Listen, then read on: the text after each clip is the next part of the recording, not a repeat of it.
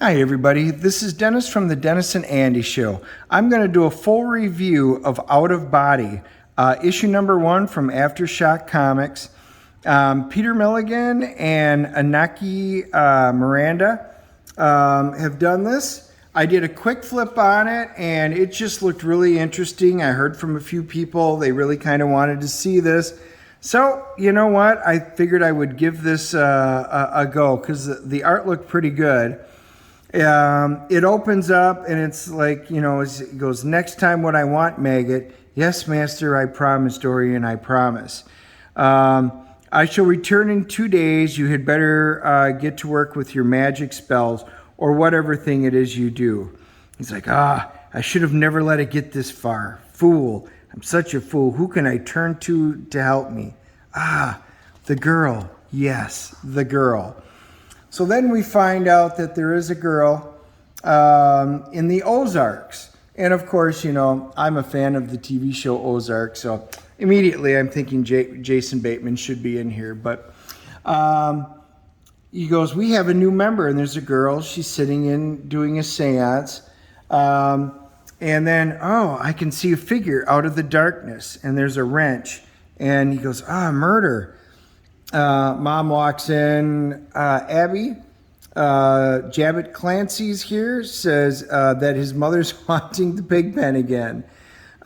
He swears he saw his mom, who's been dead the last 2 years. He wants you to talk to her. Tell him to come back later, Ma. I'm in touch with a real tortured soul here. Jeff Clancy is a paying customer. I said later. Damn it, I think I lost you. So immediately we get the sense that she's kind of like a ghost whisperer. She can sense ghosts or spirits, or she has some ability in there, which is pretty interesting. And then we go to a guy in a coma, and you can see, can he hear us? No. Well, he might be able to hear you. And so he was attacked, we find out. And then you can see in his eyes, oh yeah, I can hear them. I can hear him. I can't speak to him. He can't do anything, but he was able to blink. He's like, look, he blinked. He's conscious. It's probably just an involuntary spasm. But so he is conscious and able to think, and he's trying to remember. He goes, unable to move, unable to speak. What happened to me? I'm a psychologist. So it goes through and he starts doing memories, and he goes, a memory stirs. I'm getting somewhere. Doyle, that's my all-time favorite bar. He was leaving. What happened? There was a footstep. He turned and then nothing. Absolutely nothing. So he goes, I've clearly sustained basically brain damage. And then a guy walks in. We find out he's a detective. You know, he's trying to figure out. He goes, we're still looking for who attacked him. He was left for dead, but his wallet was still in his pocket, so this looks personal. Attacked, left for dead. Personal? So again, he can hear everything that's going on. So, a little time goes forward. He gets a visit from somebody named Milton Maine. Again, it's another psychology person that he's, had, interactions with.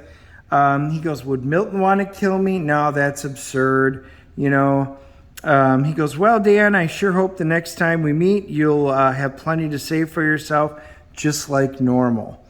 So he's still trying to figure out, he goes, plenty to myself? What the hell is that supposed to mean? She is sitting out there, and she goes in and she starts looking for him. So she's reaching out with what we would assume is like an astral projection. So she's out looking. She's like, is that you again, August Fryne, trying to hijack one of my meetings again? How many times must I tell you to get a life? Well, maggot, she found someone new, Do-rian, someone freshly minted, someone worth waiting a little longer for. You promised me a human soul, August, for your sake. I do hope that you're not going to disappoint me again. Ooh, so we can introduce some characters that are working in the background. We go back to the hospital. He's still, Brother Luke is still sitting there. Is it possible that one of them developed a grudge against me? So he's now sitting there trying to figure out who would have wanted or had motive to, try and kill him. He's hanging on in a coma, with a thread. What's going on? All of a sudden, Jody Hurt comes in, junior partner, and she explains that the Institute uses psychedelics in therapy. Psilocybin, the active ingredient in LSD. But these are a little more than flower child drug trips. Think of it as a specific applied mysticism. So she's basically, it's a very intense environment. Jody is a married woman, but as a psychologist, I refuse to entertain such a negative emotion as guilt. So obviously they were having an affair, but he goes, it can't be just the jealous husband and a crime of passion. It just doesn't add up. So she goes, I have to be quick, darling. No one's looking. She goes, what's she going to do? Pleasure me under the sheets? Oh, please, yes. Nope. She's pulling out the psilocybin cocktail. And she goes, if you're dying, then it'll carry you off spiritually significant ride to the last horizon. If you're not, well, it might be some entertainment for you. Basically, she gives him the injection. He goes on a trip. And this is actually kind of interesting. It is psychedelic, and they do a good job of representing it. I repeat the flight instruction I give my patients. Trust, let go, keep moving. I have no idea where I'm going, but I know it's important. So he starts remembering. This is actually a pretty cool sequence. You can tell what's going on. The curvy hands, the waves that are there, that's like a dream sequence. He goes, let's see, somebody wants me to meet them at Doyle's tonight. Someone's going to follow me and kill me. The mystery of mysteries. I saw it. I saw who asked me to meet them at Doyle's. But the effects of the drug, they're basically wearing off. And he goes, I let it slip between my fingers. And he goes, well, wait, what's that sound? It sounds like pigs. And you can see oink. Are you sure you heard your mother Japheth? So now we have cut back. And she goes, yeah, she keeps hollering at me to clean up the pigs. She goes, I'm getting something. Well, tell that old witch to stay dead. Wait, it isn't your mother. No, it's you. They're able to see each other. He goes, I feel strangely untethered. I feel so light, weightless. My first thought, I'm tripping, but no, this is different. I am lucid. My head is clear. I'm having an out-of-body experience. He goes, suddenly I'm gripped by a desperate need to be back inside my warm, solid body, to be home. But some gravity or force is pulling me away. I fight, I struggle, I grasp, but it's of no use. So you can see his astral projection is going out. He's adrift. He's an orphan. He feels so incredibly alone. And this is a really cool page. So he's out there, he goes, but I have company. And you can see all of the other spirits that he's seeing. So now, she's like, he's being drawn towards the beyond, not ready. He's not nearly ready. What about the ghost of my mother? I'm already paid your $10. She's like, go ahead and get a refund. So this is interesting. So this brings up the concept of, is it hell? Is it heaven? Is this purgatory? What is the beyond that she's talking about? So it sets up an interesting concept. And then as it finishes off, I've got a pretty good idea of where the danger's coming. I see them hanging in there, just waiting to be plucked.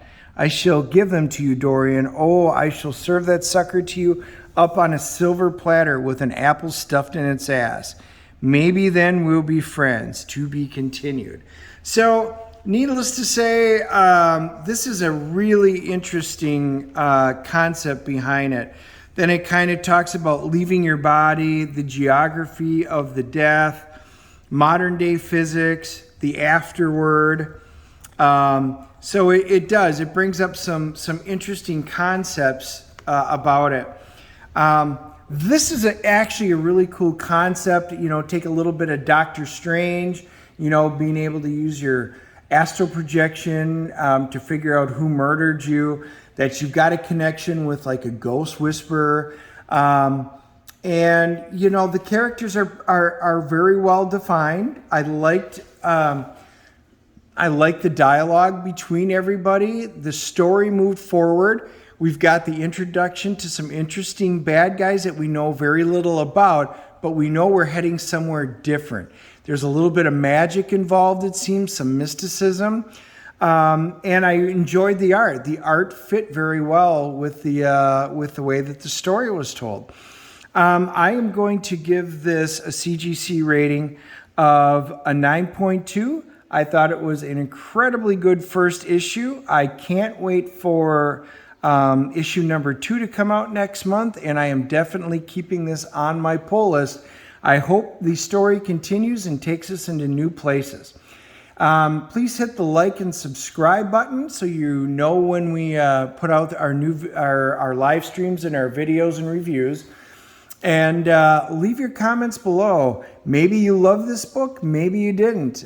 We don't always agree, but I love to hear your comments and we can discuss what you may or may not have liked about this.